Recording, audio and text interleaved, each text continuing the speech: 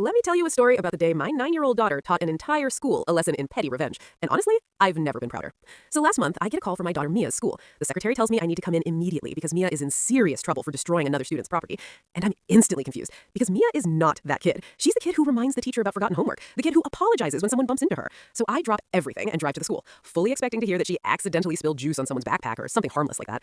I walk into the principal's office, and there's Mia, sitting in the chair with the biggest grin I've ever seen. Not scared, not nervous, smiling like she just won a game show. That's when I knew this was going to be interesting.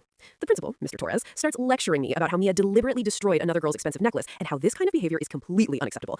Once he finishes his speech, I turn to Mia and ask, okay, tell me what really happened. And here's the backstory. Last Christmas, Mia saved her allowance for months to buy matching best friend necklaces for herself and a girl named Kaylee. They were those split heart necklaces. One half says best, the other says friends. They only cost about $15 online, but to Mia, they were priceless. Everything was fine until this year. Kaylee turned out to be a little menace. She was basically running a mini extortion scheme at school, threatening kids that if they didn't buy her in-game items on a mobile game, she'd spread rumors about them or make sure no one played with them at lunch. She did this to Mia, too. The moment I found out, I told Mia to cut contact immediately. But Kaylee didn't stop. Even after the friendship ended, Kaylee kept demanding that Mia hand over the other half of the necklace so she could give it to someone else. Every single day. Give me my necklace back. Where's my necklace? That belongs to me. Apparently, the fact that we bought both halves didn't matter to her.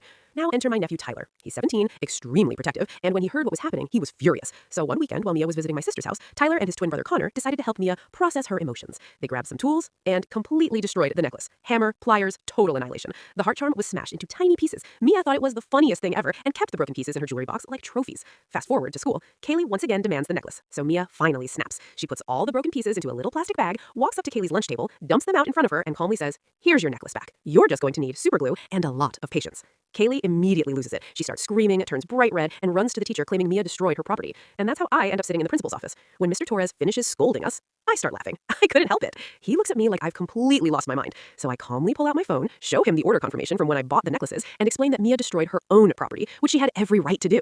Suddenly, he's very quiet, very uncomfortable, and a few seconds later, he dismisses us. No punishment, no apology, nothing. Mia practically skips back to class, still giggling. And when Tyler and Connor heard the whole story, they took her out to ice cream to celebrate standing up for herself. And honestly, best revenge ever.